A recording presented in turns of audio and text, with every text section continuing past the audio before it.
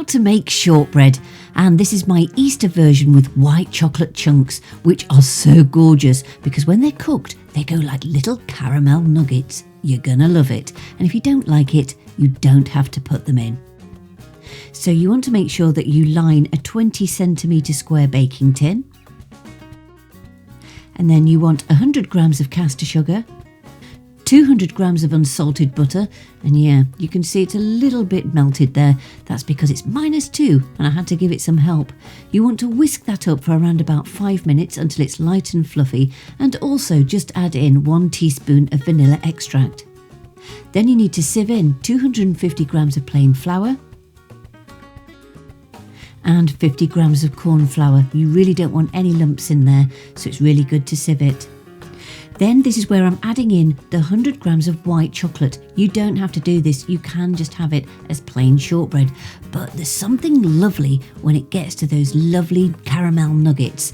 And if you want them less caramel, you just make the chocolate chips bigger. As you can see, you keep stirring around until it ends up like breadcrumbs. Turn it out into your baking tin.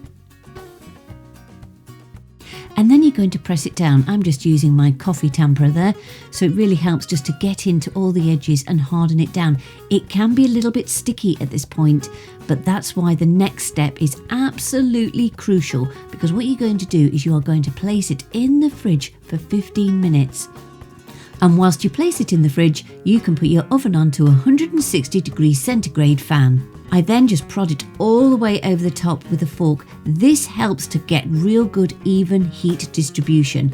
And you want to place it in the oven for around about 25 to 30 minutes until it's starting to go golden brown. When it comes out of the oven, just leave it in the tin for around about 10 minutes. Otherwise, it could break and crumble too much. Then remove it from the tin and of course remove all the baking paper. So I do like to cut it into a few portions because it is rather sweet, and you know, we've all got to watch that waistline, so more portions, even better. And yeah, I know it's a bit naughty, but I do like to add a little extra sugar over the top. Oh well, it is Easter baking after all. I know that you're going to love this recipe, and if you want the full written recipe, then you know where to go by now. It's my website, cookingwithemily.co.uk.